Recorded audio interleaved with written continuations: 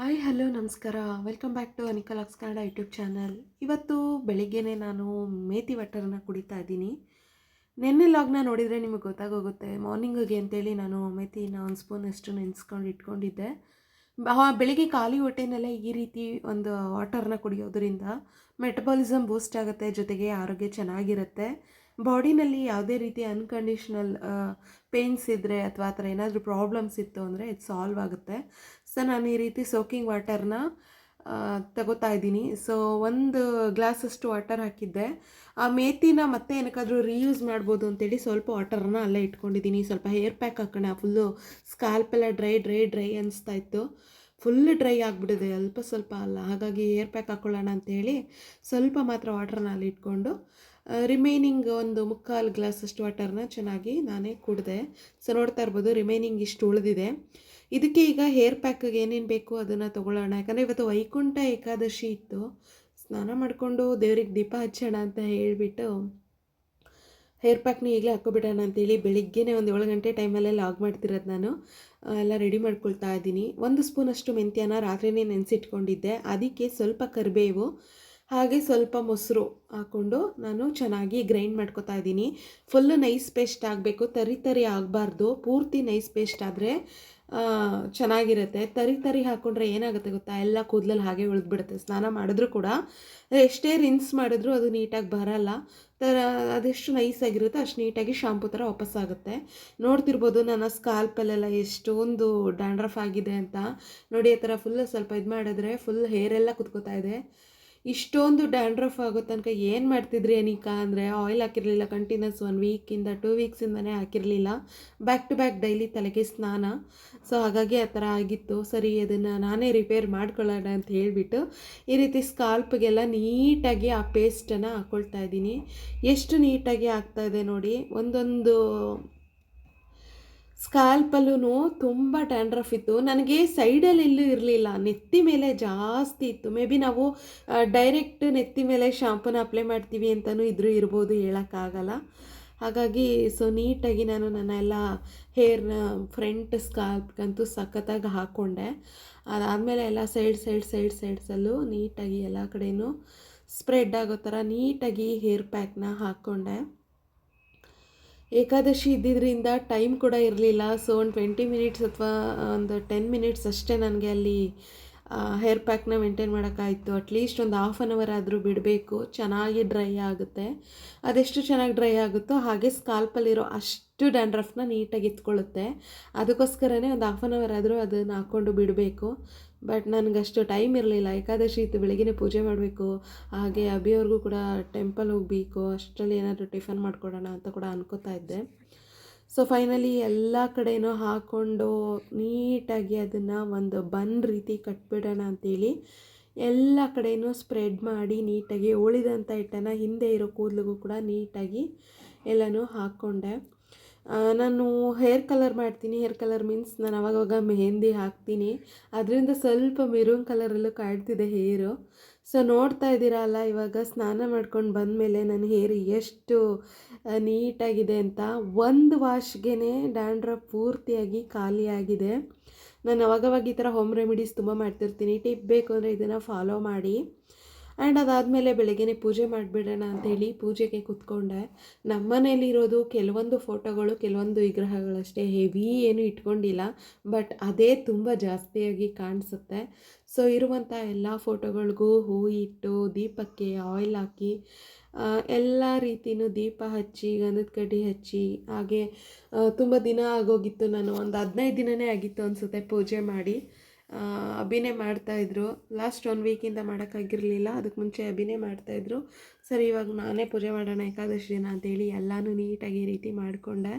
ಅದೇನೋ ಗೊತ್ತಿಲ್ಲ ನನಗೆ, ನಾನು ಪೂಜೆ ಮಾಡುವಾಗ ಎಲ್ಲನೂ ಪರ್ಫೆಕ್ಟಾಗಿರಬೇಕು.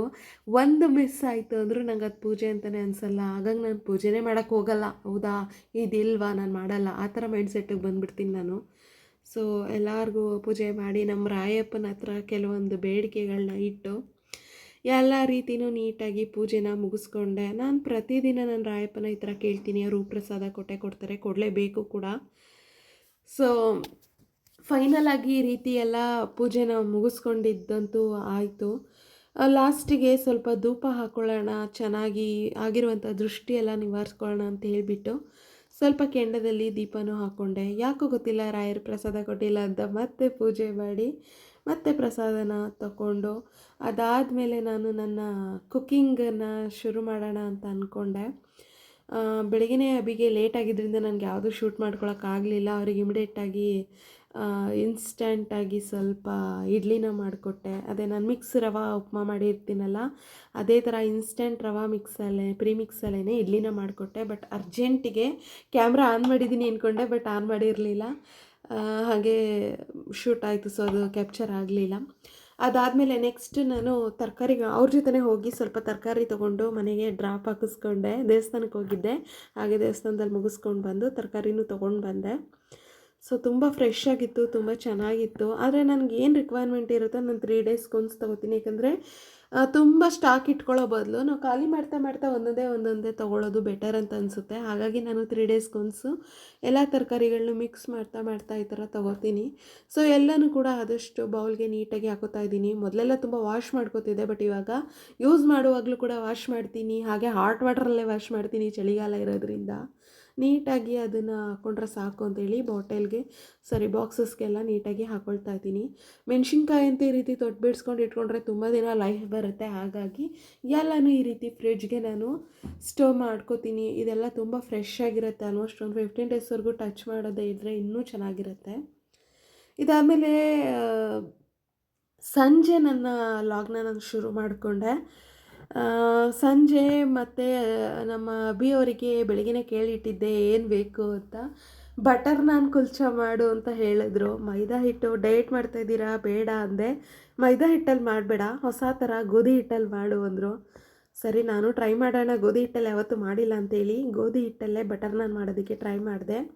ಅದಕ್ಕೆ ನಾನು ಗೋಧಿ ಹಿಟ್ಟನ್ನು 2 ಕಪ್ ತೊಗೊಂಡು, ಒಂದು 3/4 ಕಪ್ಪಷ್ಟು ಮೊಸರು ತೊಗೊಂಡು, ಸ್ವಲ್ಪ ಉಪ್ಪು, 2 ಸ್ಪೂನ್ ಸಕ್ಕರೆ, ಹಾಗೆ ಅದಷ್ಟನ್ನು ಹಾಕಿ ನೀಟಾಗಿ ಈ ಥರ ಮಿಕ್ಸ್ ಮಾಡ್ಕೊಂಡಿದ್ದೀನಿ. ನಾರ್ಮಲಿ ನಾನು ಬಟರ್ ನಾನ್ ಮಾಡೋದಾದರೆ ಸ್ವಲ್ಪ ಸೋಡಾ ಪೌಡರ್ನ ಆ್ಯಡ್ ಮಾಡ್ಕೋತೀನಿ, ಬಟ್ ಇದರಲ್ಲಿ ಸೋಡಾನ ಆ್ಯಡ್ ಮಾಡ್ತಿಲ್ಲ. ಹೇಳಿದ್ನಲ್ಲ ಡಯಟಲ್ಲಿದ್ದೀವಿ ಅಂತ, ಸೊ ಸೋಡಾ ಆ್ಯಡ್ ಮಾಡಿದ್ರಲ್ಲಿ ಎಲ್ಲಿ ಆಯಿತು ಡಯಟ್. ಹಾಗಾಗಿ ಎಲ್ಲನೂ ನೀಟಾಗಿ ಈ ರೀತಿ ಹಾಕ್ಕೊಂಡು ನೀಟಾಗಿ ಕಲಿಸ್ಕೊತಾ ಇದ್ದೀನಿ. ಚೆನ್ನಾಗಿ ಮಿಕ್ಸಪ್ ಮಾಡ್ಕೋಬೇಕು. ತುಂಬ ತೆಳುವಾಗಿಯೇ ಕಲಿಸ್ಕೋಬೇಕು, ತುಂಬ ಗಟ್ಟಿಯಾಗೂ ಕಲಿಸ್ಕೋಬಾರ್ದು.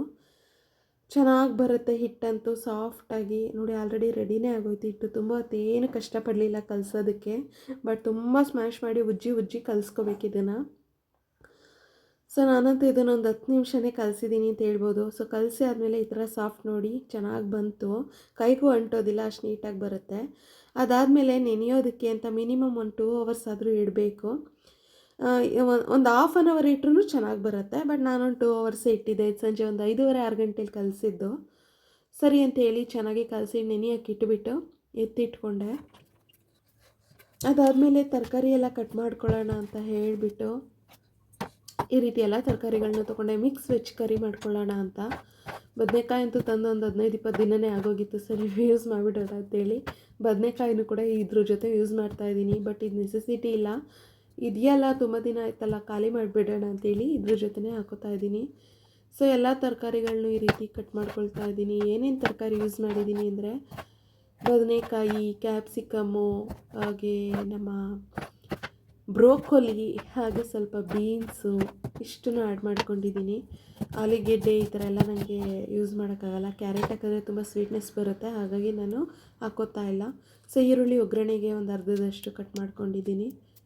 ಸೊ ಇದಿಷ್ಟನ್ನು ನೀಟಾಗಿ ಕಟ್ ಮಾಡ್ಕೊಂಡಿದ್ದಾದಮೇಲೆ ಮಧ್ಯದಲ್ಲೇ ಬಟಾಣಿ ಕೂಗಿಸ್ಕೊಳ್ಳೋದು ಮರ್ತೋದೆ. ಹಸಿ ಬಟಾಣಿ ಇರಲಿಲ್ಲ, ಹಾಗಾಗಿ ಒಣ ಬಟಾಣಿನೇ ಕೂಗಿಸ್ಕೊಳ್ಳೋಣ ಅಂತೇಳಿ ಈ ಥರ ಕೂಗಿಸ್ಕೊಂಡೆ. ಅದಾದಮೇಲೆ ಸ್ವಲ್ಪ ಕಾಫಿ ಕುಡಿಯೋಣ ಅನ್ನಿಸ್ತು ಅಂತೇಳಿ ಹಾಲು ಇಟ್ಕೊಂಡೆ. ಸ್ವಲ್ಪನೇ ಇತ್ತು, ಸರಿ ಹಾಲನ್ನೇ ಕುಡಿದ್ಬಿಡೋಣ ಅಂತ ಹೇಳಿಬಿಟ್ಟು ನಾನು ಸ್ವಲ್ಪ ಹಾಲು, ನನ್ನ ಮಗನಿಗೆ ಸ್ವಲ್ಪ ಹಾಲು ಅಂತೇಳಿ ಎತ್ತಿಟ್ಕೊಂಡು ಇದು ಮಾಡ್ತಿದ್ದೆ. ಹಾಗೇ ಅಂಗಡಿಯಿಂದ ಸ್ವಲ್ಪ ಏನಾದರೂ ಸಾಮಾನು ತರಿಸೋಣ ಅಂತೇಳಿ ಸ್ವಲ್ಪ ಕೆಲವೊಂದು ಐಟಮ್ಸ್ ತರಿಸ್ಕೊಂಡೆ. ಹಾಗೆ ಚೇಂಜ್ ಬಂತು ಅಂತೇಳಿ ಈ ರೀತಿ ಗೋಲ್ಕಕ್ಕೆ ಹಾಕೋತೀನಿ. ಹೆಣ್ಮಕ್ಳಿಗೆ ಇದು ತುಂಬಾ ಇಂಪಾರ್ಟೆಂಟು. ಅಡುಗೆ ಮನೇಲಿ ಯಾವುದೋ ಡಬ್ಬಿಗಳಲ್ಲಿ ಈ ಥರ ಬಚ್ಚಿಡೋರು ತುಂಬ ಜನ ಇದ್ದಾರೆ. ಸೊ ನಾನು ಗೋಲ್ಕನೇ ಇಟ್ಕೊಬಿಟ್ಟಿದ್ದೀನಿ. ಏನಾದರೂ ಕಿಚನ್ಗೆ ಅಂತಲೇ ಯೂಸ್ ಆಗೋಂಥದ್ದು ತೊಗೊಳಕ್ಕೆ ಅಂತಲೇ ಕಿಚನಲ್ಲಿ ಗೋಲ್ಕ ಇಟ್ಕೊಂಡಿದ್ದೀನಿ. ಇವನ್ ನನ್ನ ಕಷ್ಟಗಳಿಗೂ ತುಂಬ ಸರಿ ಹೆಲ್ಪ್ ಆಗುತ್ತೆ. ಸೊ ಇದಾದಮೇಲೆ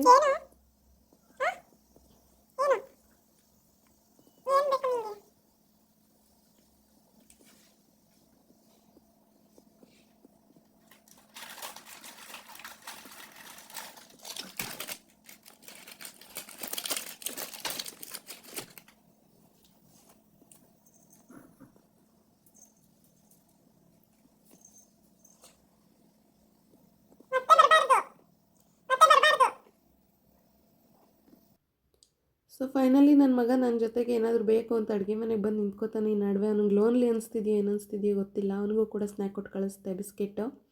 ಹಾಗೆ ಸಾಂಬಾರಿಗೆ ರುಬ್ಕೊಳ್ಳೋಣ ಅಂತೇಳಿ ಕಾಯಿ, ಟೊಮೆಟೊ, ಹಾಗೆ ಸ್ವಲ್ಪ ಕೊತ್ತಂಬರಿ ಸೊಪ್ಪು, ಹಾಗೆ ಸ್ವಲ್ಪ ಸಾಂಬಾರು ಪುಡಿನ ಹಾಕಿ ಚೆನ್ನಾಗಿ ರುಬ್ಕೊಂಡೆ ನೈಸ್ ಪೇಸ್ಟಾಗಿ. ಆಮೇಲೆ ಪಾತ್ರೆನ ಇಟ್ಕೊಂಡು ಒಂದು ಕುಕ್ಕರ್ನ ಇಟ್ಟು ಆಯಿಲ್ನ ಹಾಕಿ ಅದಕ್ಕೆ ಕಟ್ ಮಾಡಿರುವಂಥ ಈರುಳ್ಳಿನ ಹಾಕಿ ಚೆನ್ನಾಗಿ ಫ್ರೈ ಮಾಡಿಕೊಂಡೆ. ಗೋಲ್ಡನ್ ಕಲರ್ಗೆ ಚೇಂಜ್ ಆದಮೇಲೆ ಈರುಳ್ಳಿಗೆ ನಾನು ತೊಗೊಂಡಿರುವಂಥ ಎಲ್ಲ ತರಕಾರಿಗಳನ್ನು ಕೂಡ ಆ್ಯಡ್ ಮಾಡಿಕೊಂಡೆ. ಬ್ರೊಕೊಲಿನ ಫಸ್ಟ್ ಆಯಿಲಲ್ಲಿ ಸ್ವಲ್ಪ ಫ್ರೈ ಮಾಡ್ಕೋಬೇಕು. ಇದರಲ್ಲಿ ಐರನ್ ರಿಚ್ ಇದು, ಸ್ವಲ್ಪ ಚೆನ್ನಾಗಿ ಫ್ರೈ ಮಾಡ್ಕೋಬೇಕು. ಅದಾದಮೇಲೆ ಎಲ್ಲ ತರಕಾರಿಗಳನ್ನ ಹಾಕ್ಕೊಂಡೆ. ಕ್ಯಾಪ್ಸಿಕಮ್ಮು, ಹಾಗೆ ಬೀನ್ಸು, ಬ್ರಿಂಜಾಲು, ಏನೇನು ಕಟ್ ಮಾಡ್ಕೊಂಡಿದ್ದೆ ಎಲ್ಲ ತರಕಾರಿನ ಇಮಿಡಿಯೇಟಾಗಿ ಆ್ಯಡ್ ಮಾಡಿಕೊಂಡು ಚೆನ್ನಾಗಿ ಫ್ರೈ ಮಾಡಿಕೊಂಡೆ. ಚೆನ್ನಾಗಿ ಫ್ರೈ ಮಾಡಿದ್ದಾದಮೇಲೆ ಅದು ಒಂದು ರೀತಿ ಆಯಿಲಲ್ಲಿ ಫ್ರೈ ಆದಮೇಲೆ ಕಲರ್ ಚೇಂಜ್ ಆಗುತ್ತೆ. ಇವನ್ ಬ್ರಿಂಜಾಲ್ ಹಾಕಿದ್ರಿಂದ ಅದು ಒಂಥರ ಬ್ರೌನ್ ಕಲರ್ ಆಗಿಬಿಡುತ್ತೆ ಅಂತೇಳಿ ಆದಷ್ಟು ಬೇಗನೆ ನಾನು ತರಕಾರಿನ ಫ್ರೈ ಮಾಡಿಕೊಂಡು ಬಟಾಣಿ ಬೇಯಿಸಿದ್ದಂಥದ್ದನ್ನು ಕೂಡ ಹಾಕ್ಕೊಂಡೆ. ಇನ್ನೂ ಒಂದು ವಿಷಲ್ ಆಗಬೇಕಿತ್ತು, ಬಟ್ ಇದರಲ್ಲಿ ಸಾಂಬಾರಲ್ಲಿ ವಿಷಲ್ ಆಗುತ್ತಲ್ಲ ಅಂತ ಹೇಳ್ಬಿಟ್ಟು ಮತ್ತೆ ಹಾಕ್ಕೊಂಡೆ. ಚೆನ್ನಾಗಿ ಒಂದು 5 ನಿಮಿಷ ಅದೇ ಆಯಿಲಲ್ಲಿ ಅದನ್ನು ಕೂಡ ಫ್ರೈ ಮಾಡಿಕೊಂಡೆ. ಅದಾದಮೇಲೆ ನೆಕ್ಸ್ಟ್ ನಾನು ರುಬ್ಬಿರುವಂಥ ಮಸಾಲ ಖಾರ ಏನಿದೆ ಅದನ್ನು ಕೂಡ ಈಗ ಸೇರಿಸ್ಕೊತಾ ಇದ್ದೀನಿ. ಹಸಿ ವಾಸನೆ ನೀಟಾಗಿ ಹೋಗೋವರೆಗೂ ನಾನು ಇದನ್ನು ಚೆನ್ನಾಗಿ ತರಕಾರಿ ಜೊತೆ ಫ್ರೈ ಮಾಡ್ಕೋತೀನಿ. ಯಾಕಂದರೆ ನಾವು ಟೊಮೆಟೊ ಹಾಕಿದ್ದೀವಿ, ಹಸಿ ಹಸಿ ತೆಂಗಿನಕಾಯ್ದೇನು ಅನಿಸಲ್ಲ, ಬಟ್ ಟೊಮೆಟೊದೊಂಥರ ಸ್ಮೆಲ್ ಬರುತ್ತೆ. ಹಾಗಾಗಿ ನಾನು ನೀಟಾಗಿ ತರಕಾರಿ ಜೊತೆನೇ ಅದನ್ನು ಕೂಡ ನೀರು ಹಾಕ್ಕೊಳ್ದೆ ಫಸ್ಟ್ ಮಸಾಲೆನೇ ಫ್ರೈ ಮಾಡ್ಕೋತೀನಿ.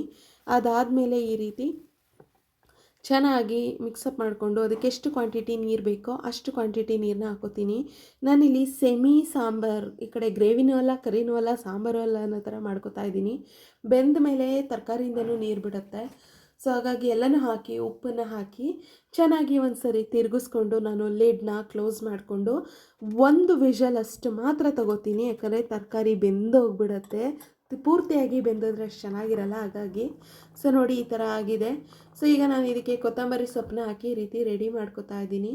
ನೆಕ್ಸ್ಟು ಬಟರ್ ನಾನ್ ಕುಲ್ಚನ ಒತ್ಕೊಳ್ಳೋಣ ಅಂತ ಹೇಳಿಬಿಟ್ಟು ತೊಗೊಂಡೆ. ಆಲ್ಮೋಸ್ಟ್ ಒಂದು 8:30 ಆಗಿದೆ. 2 ಅವರ್ಸ್ ಟೈಮ್ ಸ್ಪೆಂಡ್ ಮಾಡಿದ್ದೀನಿ. ಸೊ ನೋಡಿ ಈಗ ಇದ್ರ ಜೊತೆ ಬಟರ್ ನಾನ್ಗೆ ಚೆನ್ನಾಗಿ ಹಿಟ್ಟನ್ನು ಈ ಥರ ಹಾಕ್ಕೊಂಡು ಒತ್ಕೋಬೇಕು. ಚೆನ್ನಾಗಿ ರೌಂಡ್ ಶೇಪ್ ಬರ್ತಿದ್ದಿದ್ದು ನಿನ್ನೆ ಯಾಕೋ ಗೊತ್ತಿಲ್ಲ ಶೇಪ್ಲೆಸ್ ಆಗಿ ಬರ್ತಾಯಿತ್ತು. ಇರಲಿ ಪರವಾಗಿಲ್ಲ, ಹೇಗೆ ಬರುತ್ತೆ ಹಾಗೆ ಬರಲಿ ಅಂತ ಹೇಳಿಬಿಟ್ಟು ಚೆನ್ನಾಗಿ ಈ ಥರ ಒತ್ಕೊಂಡಾದಮೇಲೆ ಸ್ವಲ್ಪ ದಪ್ಪದಾಗೆ ಇರಲಿ. ಬೆಳ್ಳುಳ್ಳಿನ ಚೆನ್ನಾಗಿ ಸಣ್ಣದಾಗಿ ಕಟ್ ಮಾಡಿ ಇಟ್ಕೊಂಡಿದ್ದೀನಿ. ಅದರ ಜೊತೆಗೆ ಎಳ್ಳು ಹಾಗೆ ಕೊತ್ತಂಬರಿ ಸೊಪ್ಪು ಮೂರನ್ನು ಹಾಕಿ ಚೆನ್ನಾಗಿ ತಿರುಗಿಸ್ಕೊಂಡು ಉಲ್ಟಾ ಮಾಡಿ ಅದ್ರ ಮೇಲೆ ನೀರಿನಿಂದ ಚೆನ್ನಾಗಿ ಸವರ್ಕೊಳ್ಬೇಕು. ಸವರ್ಕೊಂಡಿದ್ದಾದಮೇಲೆ ಈ ರೀತಿ ಒಂದು ತವಾ ತಗೊಂಡು ಉಲ್ಟಾನೇ ಹಾಕ್ಕೊಳ್ಳಿ. ಹಾಕ್ಕೊಂಡಿದ್ದಾದಮೇಲೆ ಅದು ನೀಟಾಗಿ ಕಚ್ಕೊಬಿಡುತ್ತೆ ತವಾಗೆ. ಇದಕ್ಕೆ ಆಯಿಲ್ ಅಪ್ಲೈ ಮಾಡಬೇಕಾಗಿಲ್ಲ. ಸೊ ಆಮೇಲೆ ತವಾನೇ ಉಲ್ಟಾ ಮಾಡಿಬಿಟ್ಟು ಈ ರೀತಿ ಚೆನ್ನಾಗಿ ಫ್ರಂಟಿಂದನೇ ಬಿಸಿ ಕೊಡ್ತಾ ಈ ಥರ ಇದು ಮಾಡ್ಕೋಬೇಕು. ಚೆನ್ನಾಗಿ ಈ ಥರ ಆದಮೇಲೆ ಬಟರನ್ನು ತೊಗೊಂಡು ಅದು ಬೆಂದಿದೆ ಅಂತ ಅನಿಸಿದ ಮೇಲೆ ಬಟರ್ನ ತೊಗೊಂಡು ಈ ರೀತಿ ಚೆನ್ನಾಗಿ ಎಲ್ಲ ಕಡೆಯೂ ಹಾಕ್ಕೊಳ್ಳೋಣ. ಬೇಕು ಅಂದರೆ ಇದನ್ನು ಮಧ್ಯದಲ್ಲಿ ಕಟ್ ಮಾಡ್ಬೋದು, ಬೇಡ ಅಂದರೆ ಹಾಗೆ ಸರ್ವ್ ಮಾಡ್ಕೋಬೋದು. ನಾನು ಹಾಗೆ ಸರ್ವ್ ಮಾಡ್ಕೊಳ್ಳೋಣ ಅಂತ ಅಂದ್ಕೊಂಡೆ. ಹಾಗೆ ನೆಕ್ಸ್ಟ್ ಇನ್ನೂ ಒಂದೆರಡು ಬಟರ್ ಕುಲ್ಚನ ಮಾಡಿಕೊಂಡೆ. ಅಭಿ ನನಗೊಂದೆರಡು ಸಾಕು, ಜಾಸ್ತಿ ಬೇಡ ಅಂತ ಹೇಳಿದರು. ಸರಿ ಅಂತೇಳಿ ನಾನು ಕೂಡ ಒಂದು 4 ಕುಲ್ಚನ ಮಾಡಿಕೊಂಡೆ ಅಷ್ಟೇ. ಸೊ ಅವ್ರು 2 ನಾನು 2 ಅನ್ನೋ ಥರ. ಬಟ್ ಕೊನೆಗೆ ತಿನ್ನೋಕ್ಕಾಗಿದ್ದೆ 2. ಯಾಕೋ ತಿಂತಾನೆ ನನಗೆ ಹುಷಾರಿಲ್ಲದೆ ಆಯಿತು. ಈಗಲೂ ನಾನು ಮಾತಾಡ್ತಿರೋ ವಾಯ್ಸಲ್ಲಿ ವ್ಯತ್ಯಾಸ ಇದೆ, ಗೊತ್ತಾಗ್ತಿರ್ಬೋದು ನಿಮಗೆ. ವಾಯ್ಸ್ ಓವರ್ ಕೊಡೋಕ್ಕಾಗ್ತಾಯಿಲ್ಲ. ಸ್ವಲ್ಪ ಜ್ವರ, ಮೈಕೈ ನೋವು ಈ ಥರ ಎಲ್ಲ ಅನ್ಸೋಕ್ಕೆ ಶುರು ಆಯಿತು. ಮಾಡ್ತಾನೆ ನಂಗೆ ಆಗ್ತಾ ಇರಲಿಲ್ಲ. ಸರಿ ಆದರೂ ಮಾಡ್ಕೊಬಿಡೋಣ ಅಂತ ಹೇಳಿಬಿಟ್ಟು ಎಲ್ಲನೂ ಮಾಡಿ ಅಭಿಗೆ ಈ ರೀತಿ ಊಟನ ಸರ್ವ್ ಮಾಡಿದೆ. ಒಂದು ಪ್ಲೇಟಿಗೆ ಅದೇ ಆ ರೀತಿ ಚೆನ್ನಾಗಿ ಡಿಸೈನಾಗಿ ಕಾಣಿಸುತ್ತೆ, ಚೆನ್ನಾಗಿ ಅನಿಸುತ್ತೆ, ಒಂದು ಹೋಟೆಲ್ ಸ್ಟೈಲಿಯಲ್ಲೇ ಅಂತ ಹೇಳಿಬಿಟ್ಟು ಮಾಡಿಕೊಂಡೆ. ನಿಜವಾಗ್ಲೂ ತುಂಬ ಸಾಫ್ಟಾಗಿ ತುಂಬ ಫ್ಲಫಿಯಾಗಿ ಚೆನ್ನಾಗಿ ಬಂದಿತ್ತು. ಅಭಿ ಅಂತೂ ತಿಂತ ತುಂಬ ಚೆನ್ನಾಗಿದೆ ಅಂತ ಹೇಳ್ತಾಯಿದ್ರು. ಗೋಧಿದು ಅಂತಲೇ ಅನ್ನಿಸ್ತಿಲ್ಲ ಅಂತ ಕೂಡ ಹೇಳ್ತಾಯಿದ್ರು. ಸೊ ಅದಾದಮೇಲೆ ಈರುಳ್ಳಿ ಹಾಗೆ ಕರಿನ ಇಟ್ಟು ಈ ರೀತಿ ಸರ್ವ್ ಮಾಡಿಕೊಂಡೆ. ನೋಡಿ ಎಷ್ಟು ಚೆನ್ನಾಗಿದೆ ಅಲ್ಲ, ಹೋಟೆಲ್ ಲುಕ್ಕಲ್ಲೇ. ತುಂಬ ಇಷ್ಟ ಆಯಿತು ನನಗಂತೂ.